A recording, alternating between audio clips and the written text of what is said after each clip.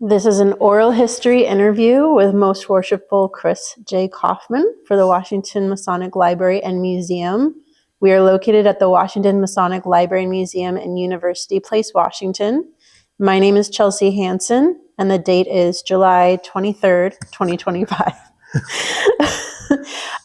Could you start by describing a little bit about your childhood and connection to Washington State?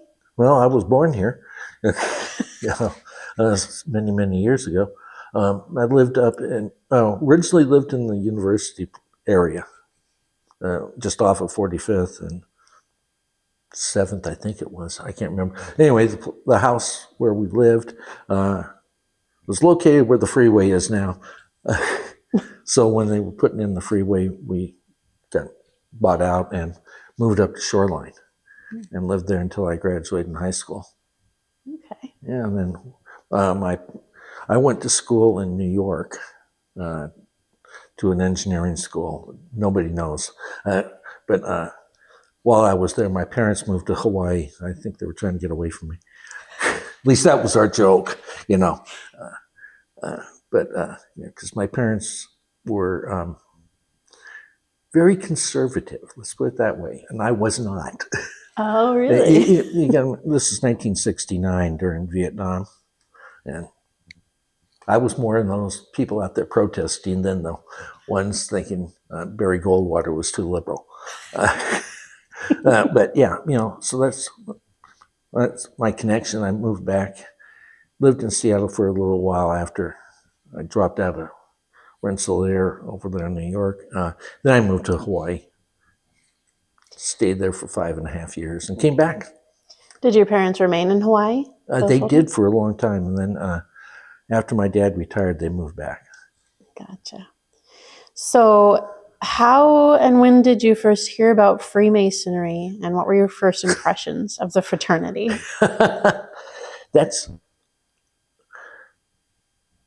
I can't tell you exactly, but it was probably 5 or 6 years old. I mean, my dad was very active. My mother was active in Eastern Star. It's a family thing. This ring I wear, it was my great-grandfather's. Wow. My grandfather wore it. My dad wore it. I have it now. It's been in the family. My dad when he was going through the chairs and whatever, he would be studying his ritual, and they'd have friends come over, and then they'd go hide somewhere so we couldn't hear what they were saying. So yeah, you knew about it, Yeah. So very early. And so it was just what people did, at least from my perspective. Yeah. And even though your parents had more of a conservative outlook on life and you were more liberal, you still were drawn to the fraternity? Yeah. Yeah. The fraternity is, political points of view are not relevant.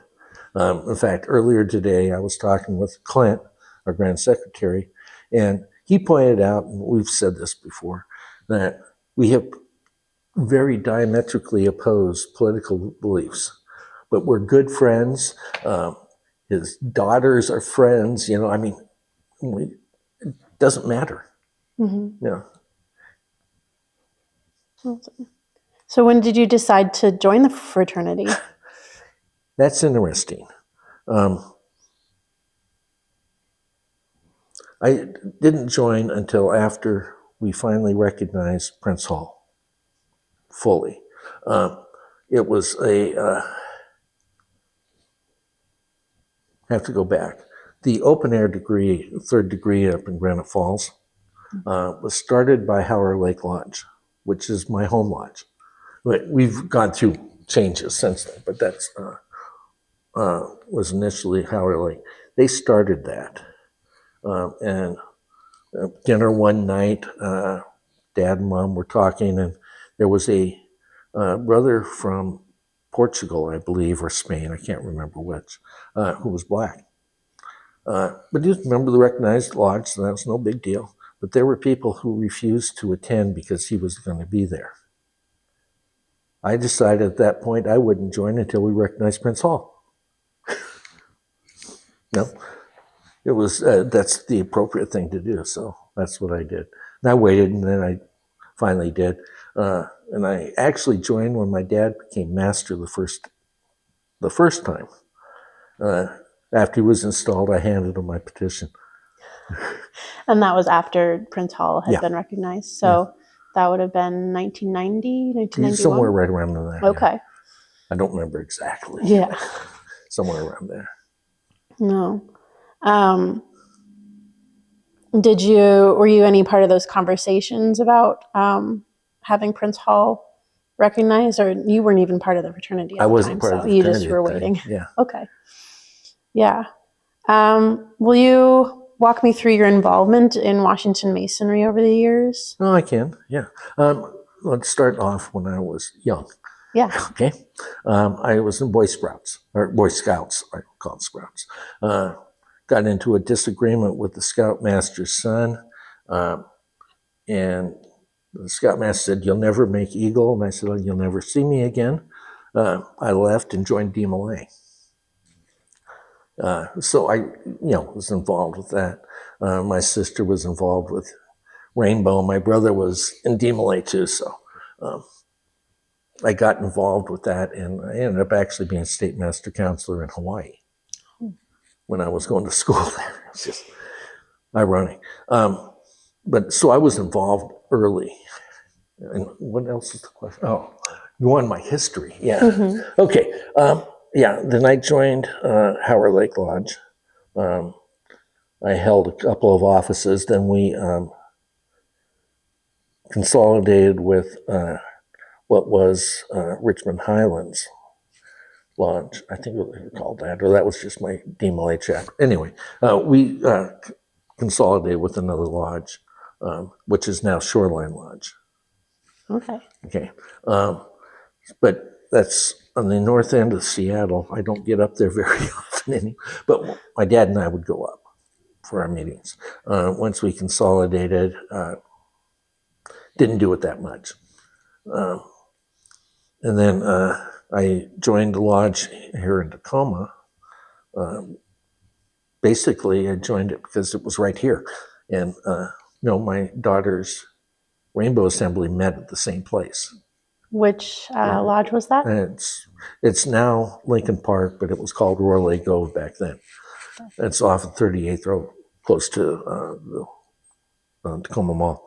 I joined that, and I became master there. The funny thing, when I was in DMLA, I skipped junior counselor.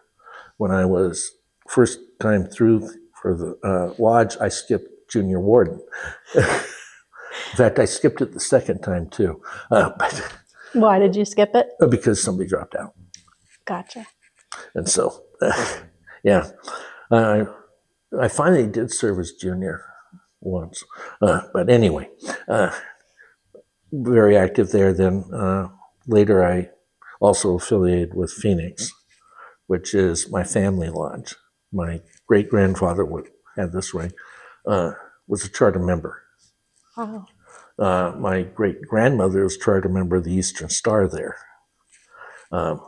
There have now been 4 generations of us as members of Phoenix, and 6 or 7 in the Eastern Star because they worked out a little faster. But yeah, so it was family lodge. I go there. I was asked to go into the line at one point and declined. I don't have time. And especially Sumner is far enough away that I'm not familiar with everything going on in the town. Yeah. So that, and then I've been got appointed to, I was deputy of the Grand Master for Bill Wood. 1999, I believe, was the first year. Then I was on grievance and appeals for a couple of years. Then John McNabb put me on jurisprudence, and I've now been on it for 17 years. I took 5 years off when I was elected, and the year after. So I've been a little active. Just a little bit. I've been on jurisprudence. I've been on, I was chair of bylaws committee for a couple of years when everybody had to change their bylaws. Oh, And so we had to keep track. That was funny. Or not funny, but busy. Let's put it that way. so what are some of your memories and takeaways from being on jurisprudence for so long? The big one, Carl Smith was Grand Master in 1999. And at the time, he entered an agreement with Prince Hall to allow degrees without going through the Grand Secretaries.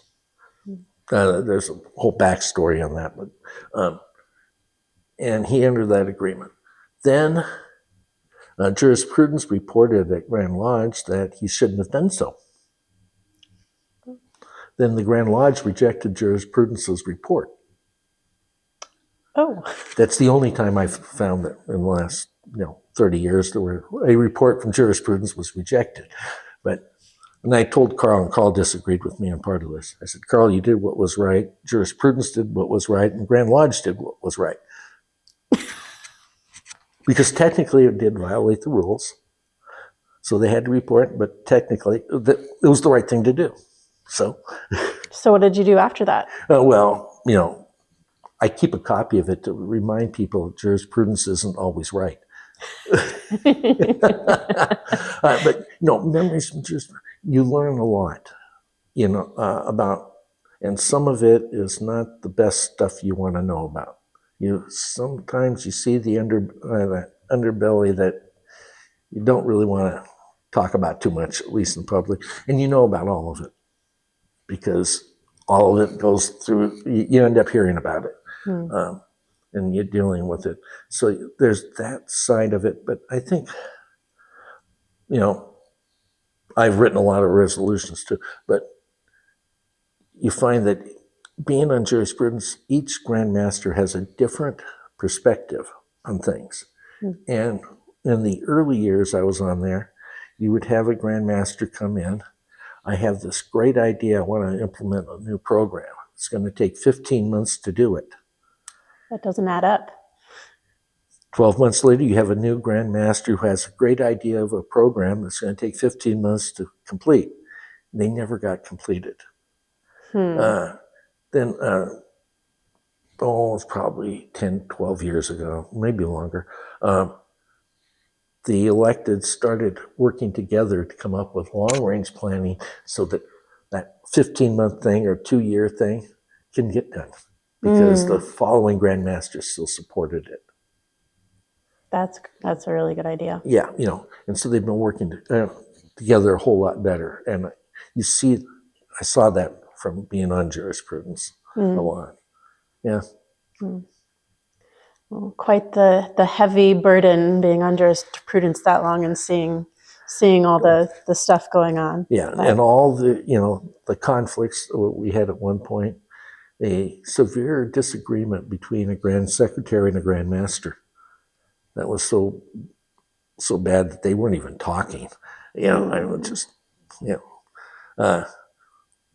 glad we don't do that. That doesn't happen anymore, or hasn't since then. Able to mostly get along. You mostly get along. Like I said, Clint and I always get along. Yeah. We can disagree, but that's okay. Yeah.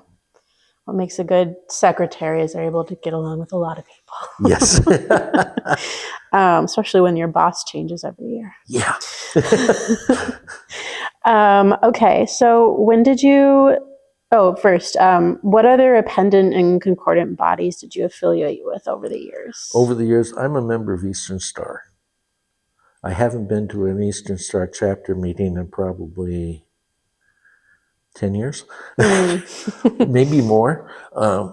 My sister was very active. She was worthy grand matron.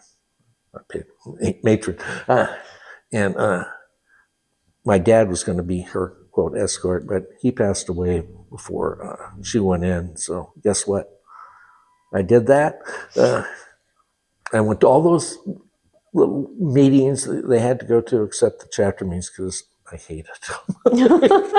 And the only reason I joined, to be honest, was my wife wanted to be an advisor for the Rainbow Assembly that my daughter was a member of. And the people who appointed were the Eastern Star chapter. and unless you were a member, they wouldn't appoint you. Oh, so you needed to be a member so she could Get join. this. Yeah, and I had to be a Gotcha. member.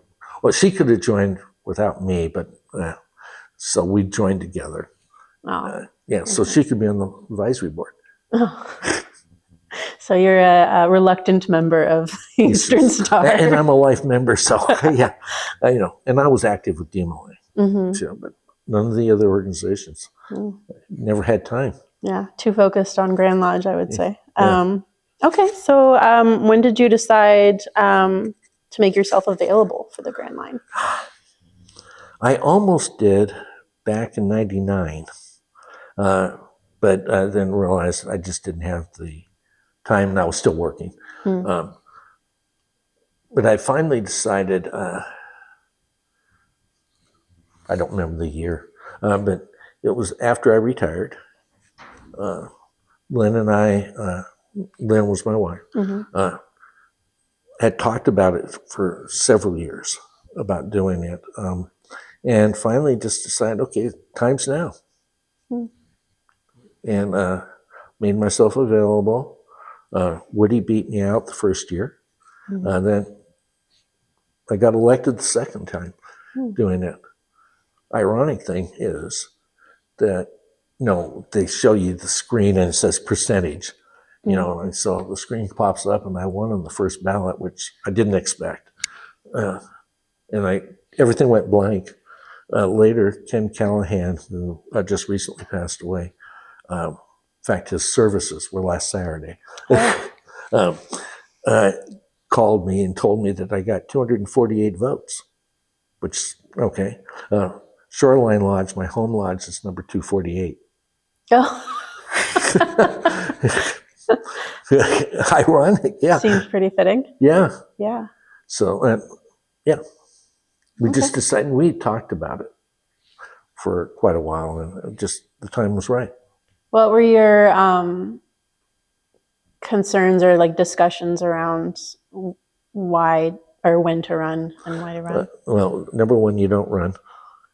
You don't run for office in Masonry. You make yourself available. Make yourself available. But, Harry Truman said, at least he was quoted as saying, that it was a greater honor to be elected Grand Master of Masons in Missouri than be elected president. Because he couldn't ask anybody to vote for him.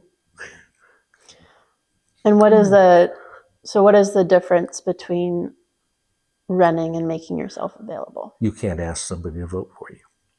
That's the difference. That's the big one. Do you know why that is the case in Masonry? It's ancient landmark almost. That's just the way it's been. Okay. Yeah. You can get elected from the floor. Just somebody, they start voting for you. Highly unlikely at Grand Lodge, just because the way things are set up. You get two ballots, and then the third one is only the top two people. So, but in Lodge, you don't even make yourself available. But yeah.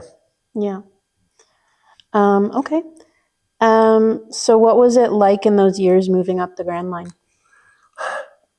Educational, but not so. It was educational. You had different personalities that you're working with. When you were in jurisprudence, you worked with Grand Master, but not necessarily the other electeds. And there are different personalities. You got a new one each year.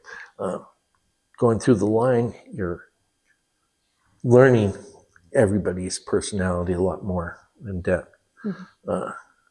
And you did a lot of traveling and you talked to a lot of people. And when you're going through the line, all of a sudden, you're not just a member of jurisprudence. You're now the junior grand warden. So people are sometimes afraid to talk to you because you're such a bigwig. Yeah. You try to ease that. And I'm easy to talk to, I think. Most people think so. I think so. Yeah. But that was something you have to learn. And, especially when you finally get to be Grand Master, it's And what I did too, I was trying to visit all the lodges in the state, not just to be able to say, you visit all the lodges, but to drop in on them, find out what's really going on. I never told them I was coming. I would just show up. I'm Junior Grand Warden. I show up in Walla Walla or wherever, Oh, hi, I'm here to see you. What's going on? So how did that go? How were those reactions? Most of the time it went very well. If you tell them you're coming, they're all going to be in their best behavior. If you don't tell them, then you find out what's really going on. And I did it to find out what they needed and that kind of stuff. Didn't get to all of them because this little COVID thing showed up. And I had it all scheduled, but it just didn't work. How many did you end up going to? I don't remember the number, but there were only like 15 I didn't make. Oh, I think we'll allow it. What was your thought? What was it like to travel so much during those years? Well, I was retired. And Lynn went with me to a lot of it. At one point, I had scheduled 5 visits in southeastern Washington, 5 nights in a row. When we got home, she said she wasn't doing that again because she'd end up staying back at the hotel. And I'd go to this meeting, and then, so she decided that no. But it was fun. Lynn and I spent a lot of time together, just in the car. And she'd go shopping and, Would you say she enjoyed her time supporting you through the Grand Line? Yeah, she did. Awesome. Yeah. So how did you decide upon your design for the Grandmaster's pen? Well, I went in 2020 to 2021. Lynn was an optician. So guess what? Vision had to be part of the theme. 2020 and so it was remember the past, visualize the future. And then Lynn and I worked it out. We came up with a pen and I just gave you some. Visualize the future. I just put that together. Yeah. Nice. Remember the past, visualize the future. The idea was that I was going to try to get lodges to do more long-range planning, visualizing the future, right? What have you been doing, and how can you make it better, or how are you going to change? Then COVID was there, and I only had meetings for 6 weeks in person, so it didn't go over well. No. But that's how we came up with it. It's got little eyes, and And her pen, it kind of speaks to that as well. Yeah, little pair of glasses. Yeah, I love that. She loved that green. So that was her favorite color? Yeah. Aw, it's a good green. You talked a little bit about your goals and hopes for your year of Grandmaster, but could you speak a little bit more to that? Like, what was your vision for your year as Grandmaster before the ball dropped? The ball dropped, yeah. It was really trying. I didn't have a plan for any new project because I'd seen too many of them come and go, and we have enough programs that if they were implemented, we would the lodges would do better. 6-step program, budgeting, auditing. We have all kinds of stuff that's out there, but wasn't always used very well. So my idea was, well, let's start getting those back and start working with that and getting the lodges to work with them. And so that, you come up with a new one. I didn't have any great new ideas anyway. It's admirable to try to build upon a lot of good ideas that had come before. And that's how we, I don't want to reinvent the wheel, Exactly. So Do you remember when you first heard about COVID-19 and what were your reactions? Yes, I do. I was actually doing visits at the time, and it hit in a nursing home in North Seattle when it first hit. I don't remember the date, but funny story. I was visiting a lodge in Wenatchee, and at the time they said, well, just no handshakes, elbows is good. Guy there said, we can't get COVID because we live in Eastern Washington. Well, it was only the liberals on the western side that would get COVID.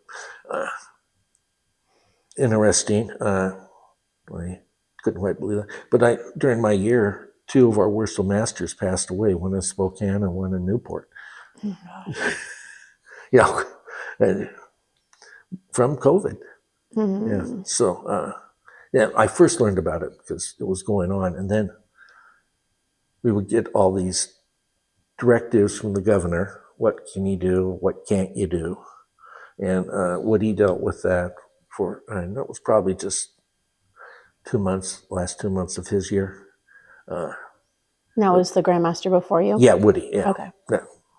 Charles Wood. Okay. We just called him Woody. It was easy. And we were dealing with that, and we'd have his directives. Then I came in, and they kept changing the rules on us. So, and keep changing the directives that go out. What can you do? What can't you do? So, but I first learned about it when, yeah. And then it spread pretty fast. It was really King County area, and then it started moving out. And I remember pulling up the Department of Health's website they had on it, and they showed how heavy it was in each county, and it varied all over the place. Oh my goodness. At one point, Yakima County was the worst as a percentage. It was just, And being so rural, that's kind of, yeah. yeah.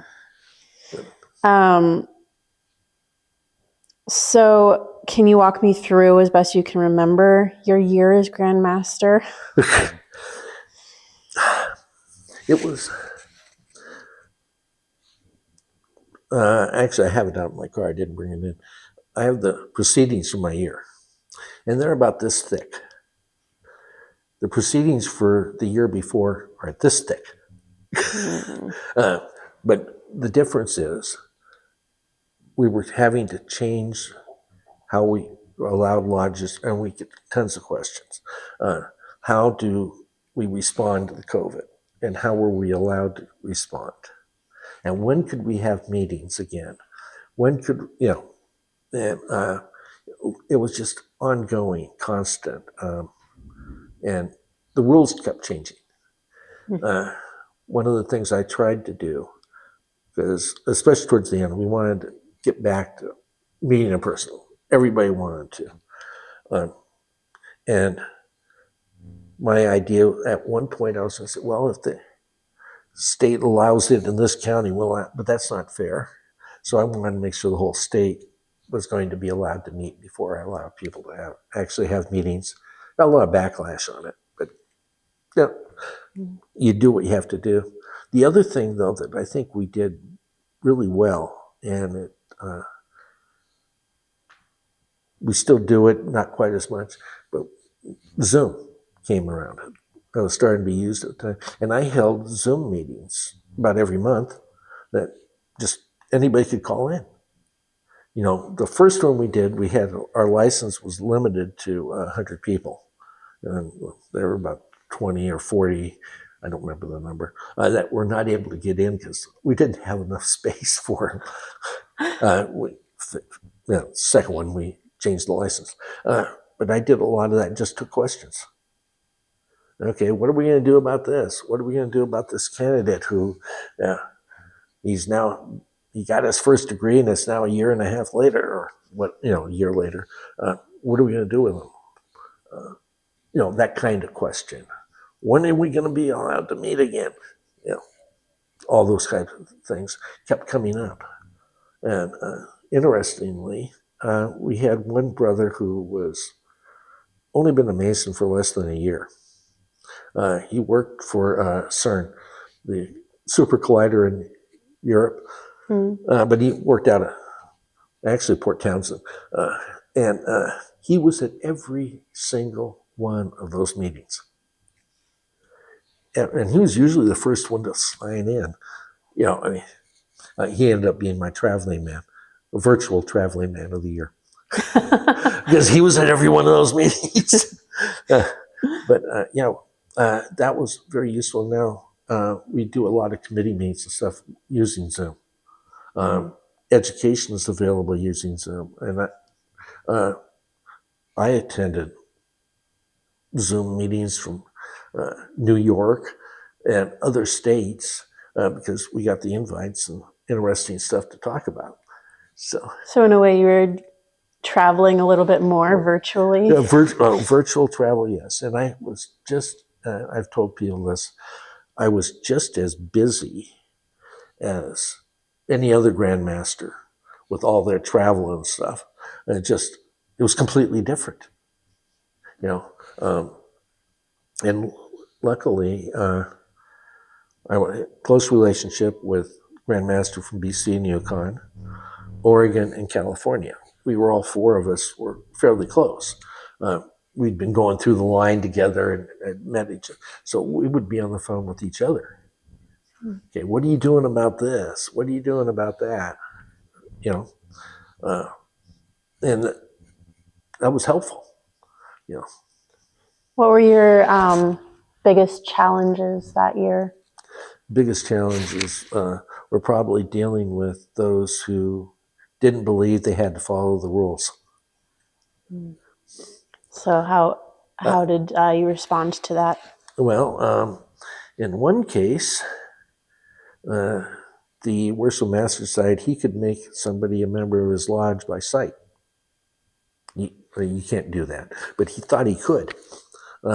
So I had a Zoom meeting with him and the ex-com and his other officers, and he kept saying he could, so I ended up taking him out of office. I kicked him out.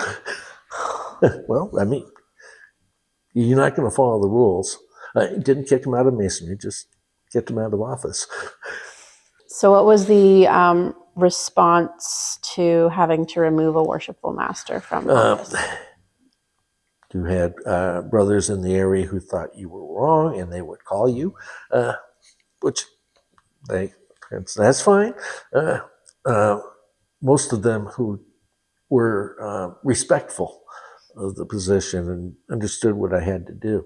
But most of it was, okay, now how do we proceed? Well, now you don't have a worship master. The senior warden has to move up. Well, can we elect a junior warden? A new junior warden? No, you can't, because you can't have a meeting. And what are you doing? A lot of lodges were, and this one in particular, I believe, was doing some Zoom stuff. And so they could continue doing them. And he's still a member. In all likelihood, he was probably still organizing it. But so a lot of the lodges were meeting and socializing via Zoom, even though they couldn't. A lot of, I wouldn't say a lot. Okay. I would say probably 40 or 50%. Okay. A lot of them didn't do it at all because they said, well, we don't have the technology.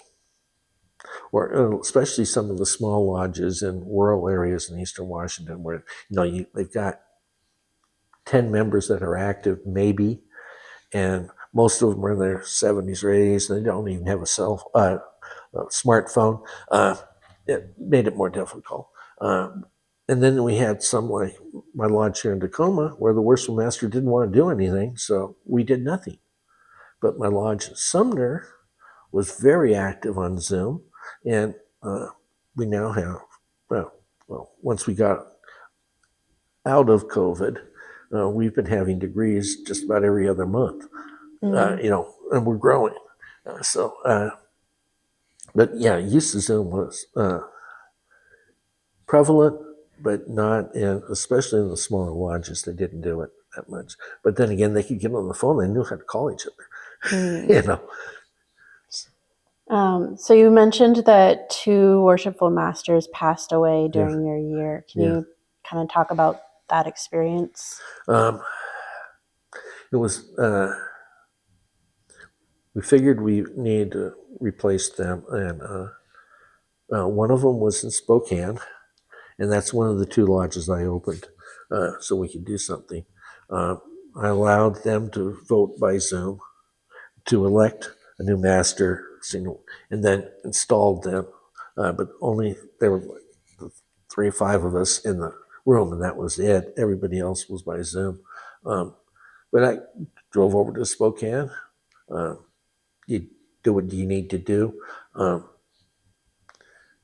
So I mean, sad, but you do what you need to do. And the other one was up, and I believe it was Newport, but I could be wrong. And that lodge didn't want to even worry about the vacancy. So we'd let them just continue to do what they weren't doing because that was one of those rural lodges that just, and in fact, that lodge is no longer in existence. They ended up merging with, and they were like 75 miles north of Spokane, and they merged with a lodge in Deer Park, which is just a suburb of Spokane, essentially. So, Yeah.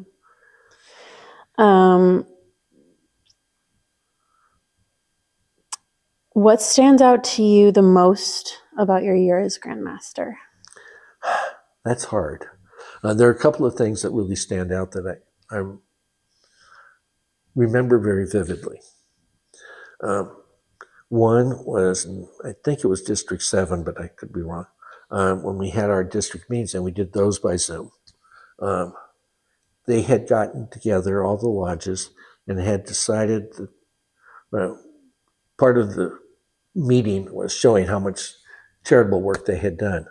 And it added up, and they showed 4 or 5 things, and then a total which was not even close. It was like $7,000 difference, more. And he said, finally, the deputy told me, we went to the lodges, and they all decided to donate money to the Seattle-King County Health Clinic's optical program, which Lynn started. It was one of my 2 charities. And so they put all that money directly there. Oh. I had a hard time dealing with the rest of that meeting. It got me. And the other charity was Spokane's Shriner Hospital. And we had other lodges donating directly there for part of the program, but that one really stood out. And then when we were finally told we could meet, and we were starting to schedule this annual communication, which was very limited because we could only allow 1 person from each lodge. We're limited to 200 people, I think, or 250. I can't remember. So very limited who could attend. But the ladies of, the past grandmasters and the line and everybody really stepped up to fill in for what Lynn was going to do. And they just stepped up huge. And I really appreciated that a lot, And so they led all the ladies' functions. Oh, they got, what do you want for table decorations? What do you want to do this? What do you want to do that? Just all those little things. Because we had no official ladies program, but, But, the women of the Grandmasters do a lot. Yeah, they do a lot, yes. Yeah. Yeah. That's great. Are there any other specific stories from your year that you would like to share? Not really. I mean, it was it was so busy, but busy trying to keep up with the changing landscape. And I've mentioned that a few times, but yeah. But other specific stories, no. Yeah. I think you mentioned to me previously that your father tried to enter the Grand Line. Yeah. What did it mean for you to be able to do that? It's interesting. I think my father would have been a better Grand Master than me. Why do you say that? He was more organized than I am. My organization came from Lynn, but he was more, and his ritual better, in a lot of ways, he would have been a very good Grand Master. But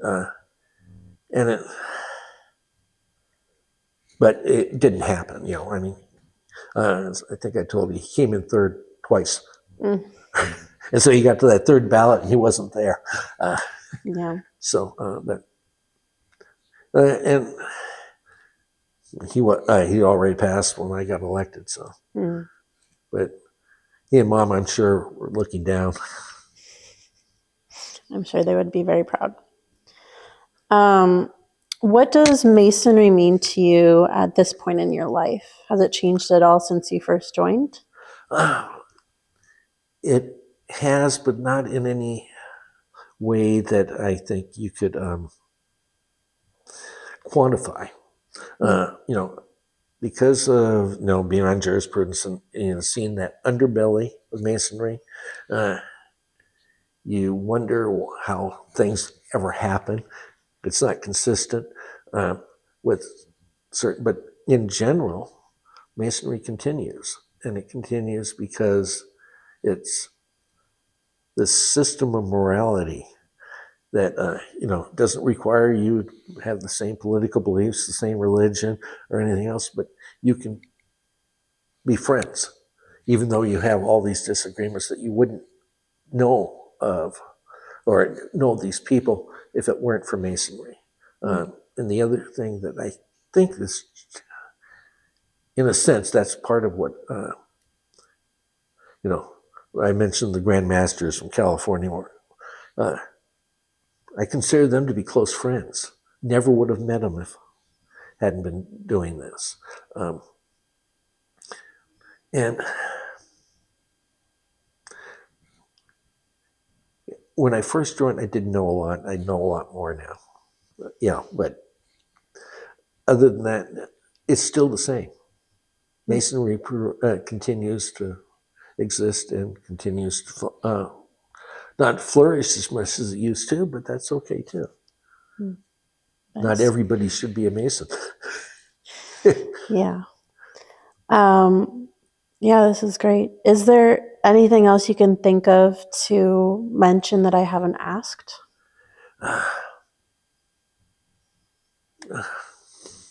Not that I can think of off the top of my head. I mean, like I mentioned earlier, how different lodges handled COVID differently. Yeah. And I think we find that those who visualize the future did better. And those who were stagnating continue to stagnate. Yeah,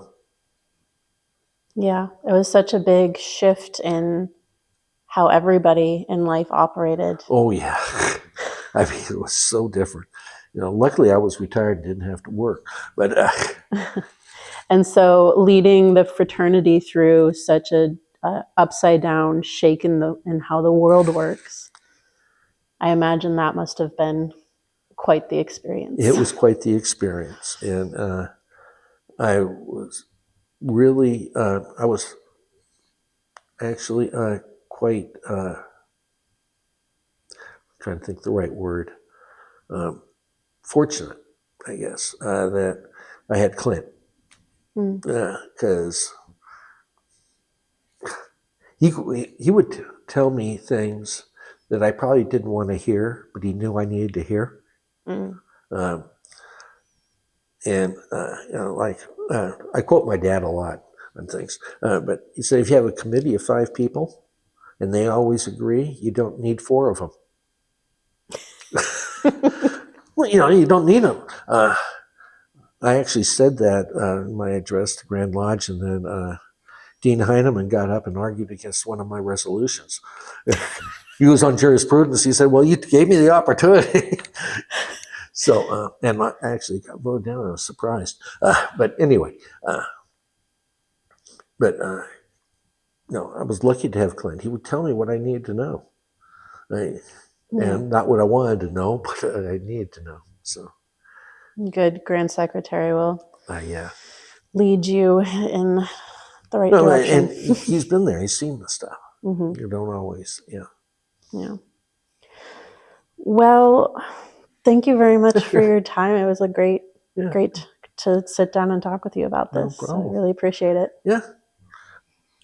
I probably have other stories, but I can't think of them right now. You can email me later. I'll add it. But no, it's sort of like the one with Carl Smith, and you were right, but no, you were wrong, but no, you were right. Yeah.